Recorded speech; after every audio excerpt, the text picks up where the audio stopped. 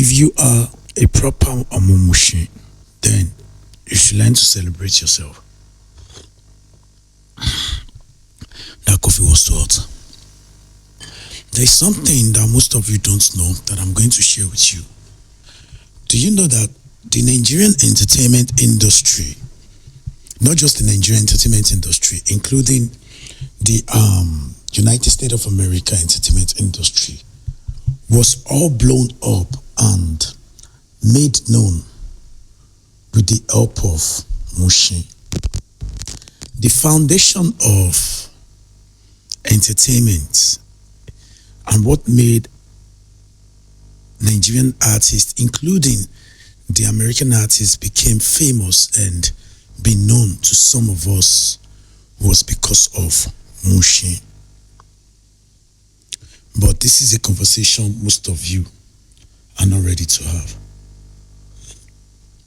My name is Jayola. This is another episode of Conversation You Don't Want to Have.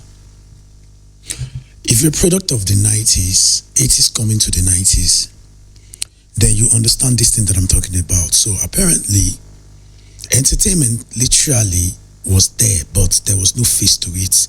You know, one of the major printing press in Lagos was actually at Mushin. Then that is where the story of posters comes in.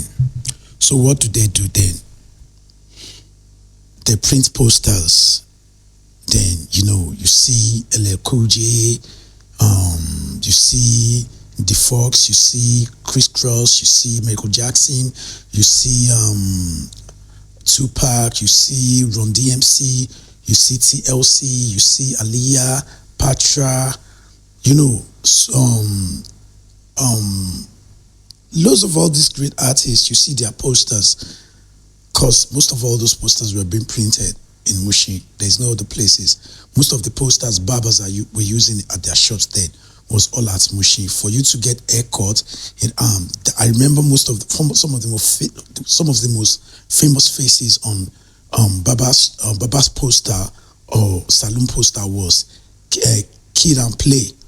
That's one of the most famous faces that you ever see. Kid and Play. Those were the first cast for House Party back in the olden days, you get me? So everything was surrounded by Mushin. You need to come to Mushin to print everything.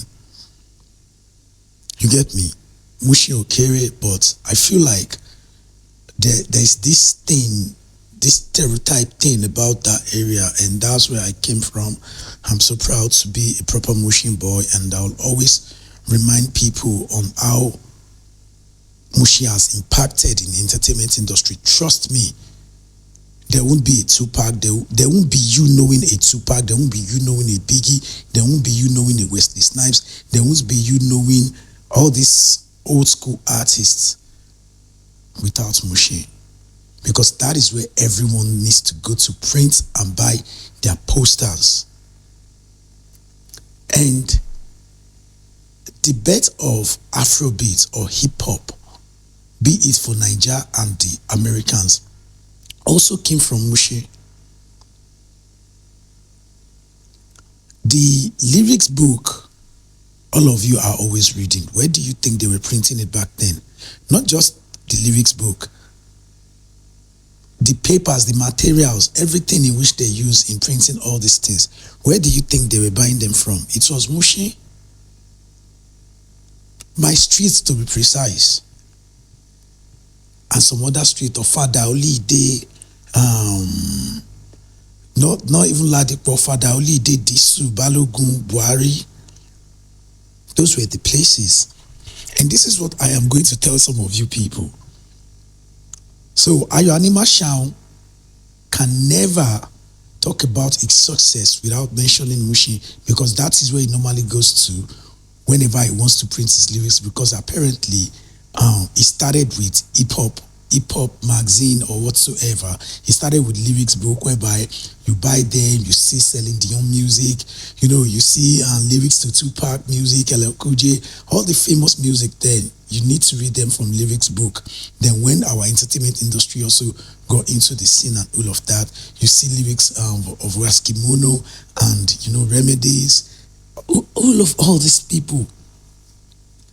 That was how Ayo Anima Show started. So are you going to talk about entertainment industry without giving the credit to Mushin? It's not possible for you to talk about entertainment without giving the whole credit to Mushin, because Mushin actually brought the exposure. Mushin made it PR, to be precise. Mushin made it known that it is possible. So most times whenever people want to talk about that place, I just look at them like, I wish you know the impact of this place on hip-hop, on Afrobeat, even on artists in abroad. Even as that, when them Eve, DMX, thought they were popping in the US,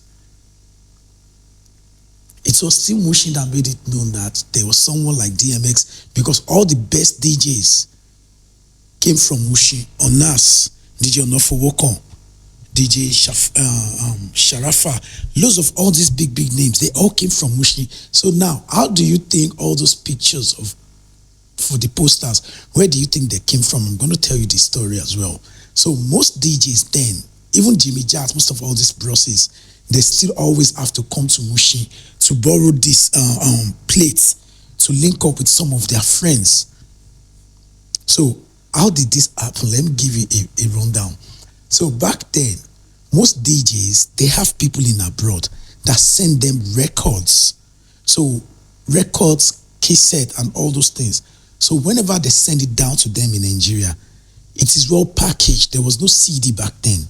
So all these things are well packaged. When you buy a Tupac cassette or the record plates, you understand, when you buy them, it comes with posters. Some of these posters are the things the printers in Mushin regenerate to make mass products, which boys then, and we let Boa then, they use most of all these posters to design their rooms. As a matter of fact, the first swag then was buying poster. When you buy a poster and a new poster and it's in your room, trust me, Auntie Adubu are coming to sleep over. I'm telling you for a fact, Auntie Adubu are coming to sleep over because of posters. I am telling you, to design your room, all you just need is buy the latest poster. The moment you buy the latest poster like this, almost forget,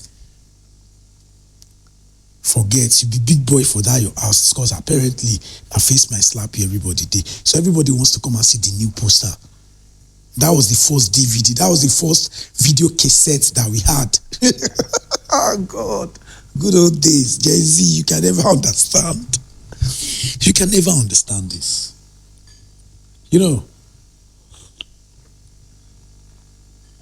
I'm going to be doing more podcasts about Mushin, because that was where I grew up. And I love that hood so much that I can talk about Mushin from now till the next 1 million years. And I'm not going to get bored, because anytime I remember how it was the foundation for PR, it was the foundation for publicity and hip-hop and a lot of things. Most of the newspaper companies, that's where they buy their stuff for. Int magazine, Passion, all those magazines, hip-hop world, lyrics book, everything was printed at that Mushin.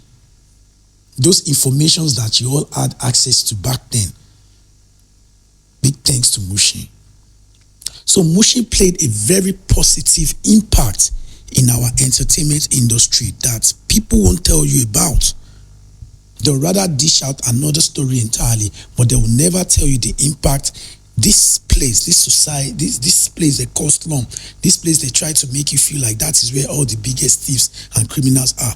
They will never tell you the positive impact. Our money musha, money musha no do.